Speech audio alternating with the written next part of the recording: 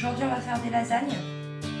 Donc déjà, la première chose, moi dans les lasagnes, je mets toujours des carottes, j'adore ça, je trouve ça super bon.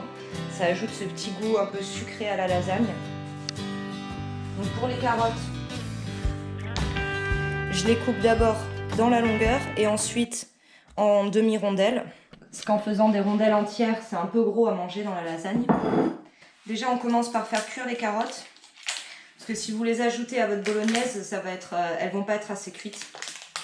Donc on les pré-cuit avant. Moi les carottes, j'aime bien les cuire quasiment toujours de la même façon.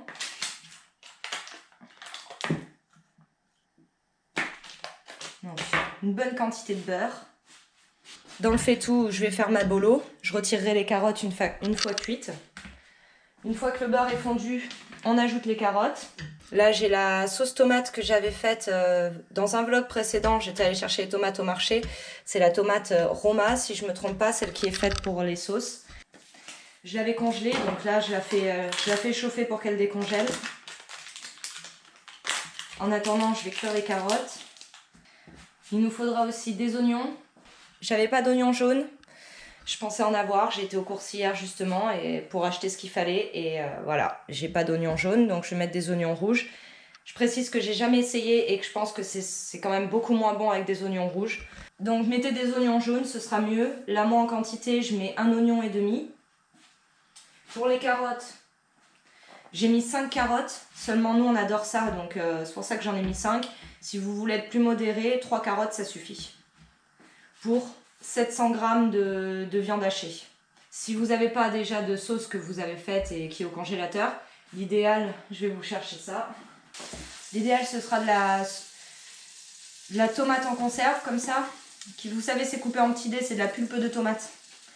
Et à ça j'ajoute en général, quand j'ai pas de sauce tomate, hein, j'entends, je mets 2 conserves de cette taille, donc c'est des 400 g. Et j'ajoute du concentré de tomate. Une comme ça, donc 140 g. J'ajoute de concentré de tomate. Et bien sûr, j'ajoute un peu d'eau après avoir mis le concentré. De toute façon, au niveau de la sauce pour la bolo, c'est chacun fait comme il veut. Si vous voulez beaucoup de sauce tomate ou si vous en voulez moins. Le beurre est fondu. On ajoute les carottes. On va les laisser revenir à feu moyen doux. Elles vont commencer à blanchir à l'extérieur. Une fois qu'elles sont toutes blanches à l'extérieur, vous pouvez ajouter du bouillon de volaille, un demi-cube pour 3 carottes. Moi, je vais mettre un cube entier pour les 5 carottes. Elles ont commencé à blanchir, elles perdent un peu de leur couleur orange. Maintenant, je vais émietter le cube de bouillon, pardon. Et j'ajoute de l'eau, de façon à recouvrir les carottes. C'est pas la peine de mettre trop d'eau. Bon, là, je vais en rajouter un petit peu. Hop, voilà. Donc les carottes vont cuire, faut pas couvrir parce que l'eau doit s'évaporer. Il va vous rester comme un fond de sauce dans la gamelle avec les carottes et ça vous le conservez le fond de sauce. Vous allez l'ajouter à votre bolognaise une fois que vous avez mis votre sauce tomate, votre tomate en concentré. De cette façon déjà vous allez rajouter une certaine quantité de sauce dedans et ça va diluer en fait le concentré de tomate. Après, j'imagine qu'il faudra rajouter quand même un petit peu d'eau. Il ne faut pas que ce soit liquide la bolo. Hein. À ce stade, on laisse cuire pendant à peu près un quart d'heure, 20 minutes, à feu doux. Vous venez, vous piquez vos carottes. Si elles commencent à être bien molles, c'est qu'il est temps de les sortir. Ensuite, vous réservez vos carottes et vous pouvez commencer à cuire les oignons et la viande ensemble. Les carottes sont cuites. Je les ai piquées avec un couteau, elles sont tendres, donc c'est bon. La sauce tomate, elle n'est pas encore décongelée totalement. On a encore un gros bloc ici, mais comme vous pouvez voir, c'est une jolie sauce tomate. J'avais juste coupé les tomates en rondelles, je les avais balancées dans la cocotte et faites revenir pendant une vingtaine de minutes. Et ensuite, je les ai mixées avec le mixeur plongeant. Maintenant, je vais faire revenir les oignons et la viande, donc dans une bonne dose d'huile d'olive. Pour la viande, je la prends à la boucherie parce qu'il faut vraiment qu'elle n'ait pas de gras. De toute façon, on n'achète pas de viande hormis à notre boucherie. C'est une boucherie à la ferme en fait. Ils en ont 3 en Gironde, si je ne me trompe pas. Ça s'appelle Boucherie à la campagne, je crois. Et nous, juste à côté, on a celle d'origine qui est tenue par la famille qui a ouvert ça. Et quand vous allez dans la boucherie, vous arrivez, en fait, la boucherie, elle est au milieu de la ferme. Donc c'est trop top, vous repartez avec votre viande, tout ça. Vous avez les oies, les moutons, c'est génial. Donc on peut voir les animaux qu'on va manger. Pas tous, parce que le poulet, lui, il vient des Landes, par exemple. Alors pour les carottes, par contre, j'ai plus de sauce que prévu parce qu'elles ont cuit plus vite. C'est vrai que je les ai mis sur le gros feu, j'y ai pas pensé. D'habitude, je les mets sur le petit feu. Une fois que l'huile est chaude, vous mettez vos oignons.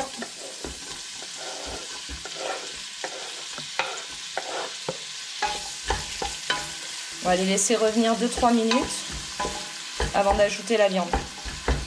Donc des oignons jaunes si possible. Une fois qu'ils commencent à être fondants à l'extérieur, on ajoute la viande. Ah, elle n'est pas totalement décongelée. Ah, je pensais qu'elle était bien décongelée. Donc là, on se met sur feu moyen pour saisir un peu la viande. Bien salée. Voilà. Du poivre. Poivre 5B, c'est le meilleur. Ensuite, on ajoute du thym et du laurier normalement. Moi, j'en ai pas. J'ai pas pensé à en prendre. Donc, ce sera que du thym. Si vous mettez du laurier, c'est une feuille, pas plus. C'est déjà assez goûtu. Là, la viande commence à avoir l'air cuite un peu partout. Donc maintenant, on peut ajouter la sauce tomate.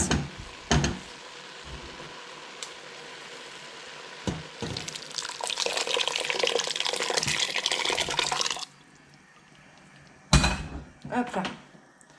Maintenant, on baisse le feu une fois qu'on a mis la sauce tomate. Alors donc si là vous ajoutez, si vous mettez des conserves, vous voyez là c'est trop liquide. Alors je vais rajouter du concentré de tomate, ça donnera un goût plus intense.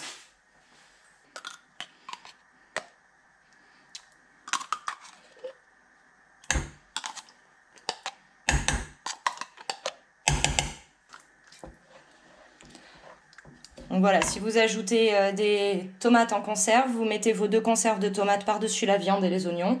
Vous ajoutez ensuite votre concentré, vous touillez un peu et à ce stade, vous ajoutez vos carottes avec la sauce qui reste et ça va permettre de diluer en partie le concentré de tomate. Si c'est pas assez dilué, vous rajoutez un peu d'eau.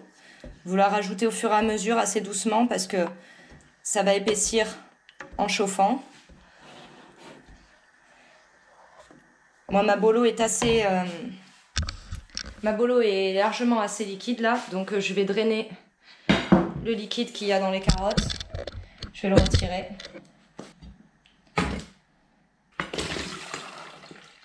Voilà. Et je vais quand même garder le bouillon pour faire cuire des légumes. Quand j'aurai d'autres légumes à faire, le bouillon on peut le garder largement. Mince, vous êtes tout sale. Attendez, je vous nettoie l'objectif. C'est de la sauce tomate ça. Voilà, c'est mieux. Voilà, je pense que c'est mieux. Le bouillon, vous pouvez le laisser quelques jours au frigo. Maintenant, j'ajoute mes carottes. Voilà. Je vais même rajouter encore un peu de thym.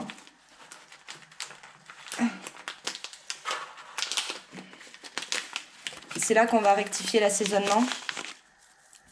Pensez quand vous réassaisonnez que vous avez fait revenir vos carottes avec du bouillon de volaille et que le bouillon c'est toujours très salé.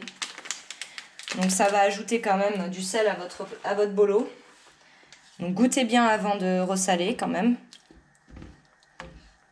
Là vous voyez un peu la bolo, la texture qu'elle a. Là elle est bien pour des lasagnes. Maintenant on passe la cocotte sur le feu le plus petit au minimum. On couvre et on laisse cuire comme ça, on laisse mijoter à feu tout doux pendant une trentaine de minutes. C'est ça qui va faire ressortir le goût dans la bolo.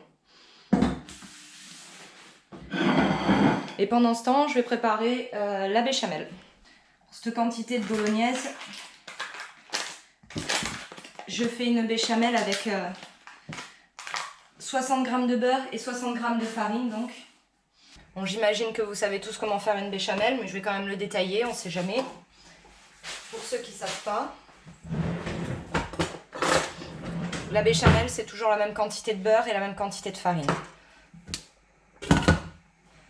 Comme toutes les sauces, ça se fait sur feu doux. Vous ajoutez votre farine, vous touillez bien pour mélanger avec le beurre. Jusqu'à ce que la gamelle soit propre au fond, quoi. Ça vous fait une pâte. Voilà. Et ensuite, vous pouvez commencer à ajouter le lait tout petit à petit.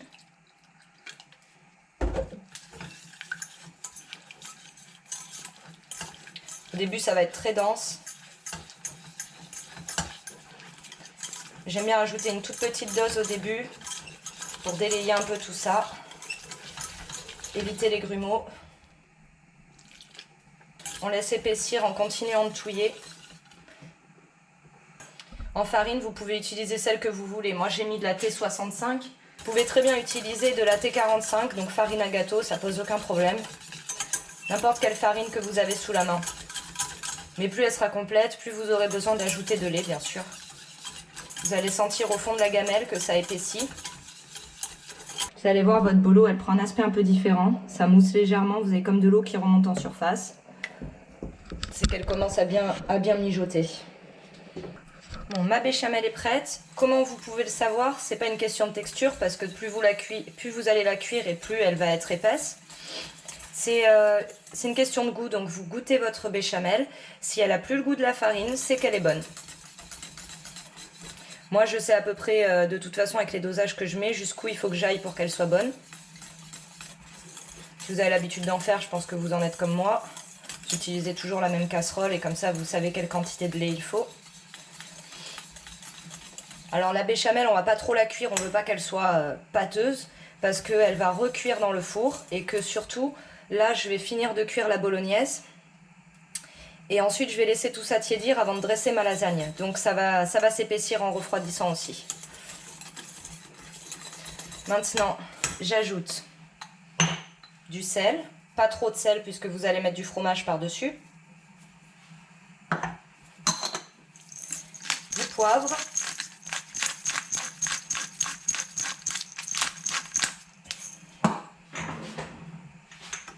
Et de la muscade. Alors vous pouvez très bien utiliser de la muscade déjà en poudre.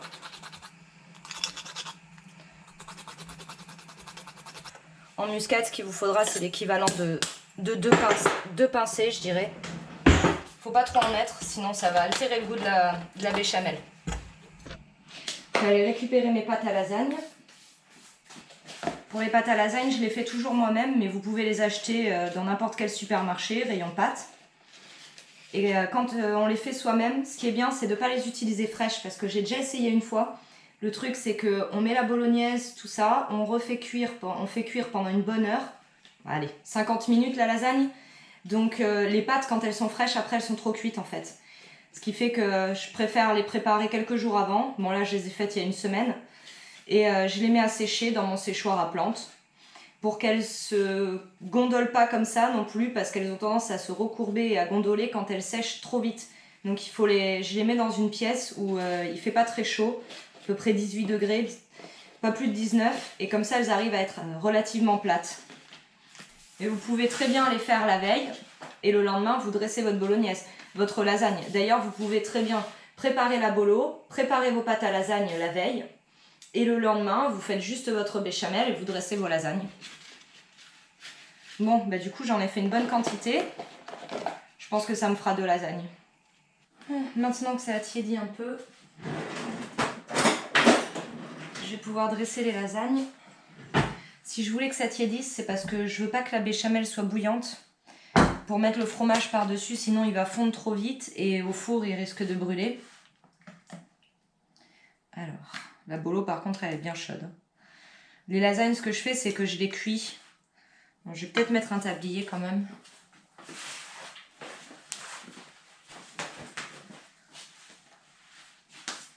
Les lasagnes, je les cuis bien avant de les manger parce que j'aime bien les repasser au four. après coup. Ça fait partie de ces plats qui sont meilleurs réchauffés.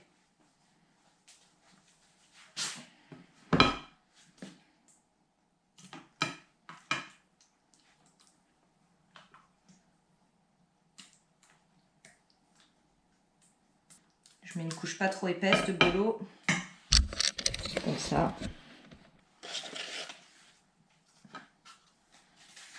Quand après vous avez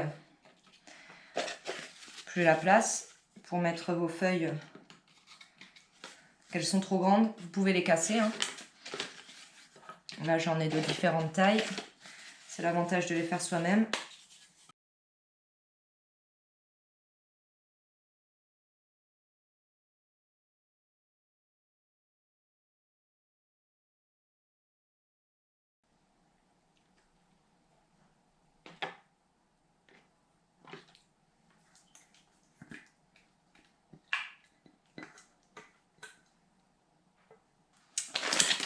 Et pour le fromage, surtout pas de gruyère. Il vous faut de la mozzarella râpée ou gossette.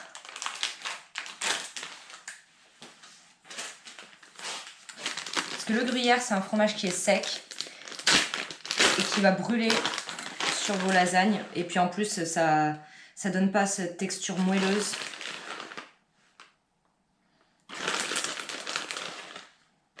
Alors moi, la mozza râpée comme ça, j'en trouve que à Lidl. Hein. Maintenant, peut-être qu'on en trouve aujourd'hui à Super U ou je sais pas ailleurs. Et voilà. Donc, en fromage, c'est 400 g de fromage du coup.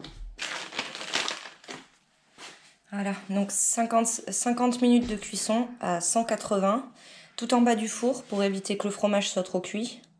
Et voilà.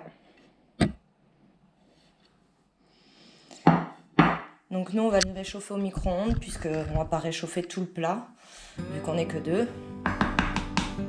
Mais vous, si vous les repassez au four, si vous voulez les cuire avant, vous les repassez au four pendant une trentaine de minutes, enfin, jusqu'à ce que vous voyez des bulles un peu apparaître sur les côtés. Et vous les couvrez d'aluminium à ce moment-là. Et pour les pâtes, comme ça, les pâtes à lasagne ou n'importe quelle pâte, je vous ferai une vidéo là-dessus prochainement.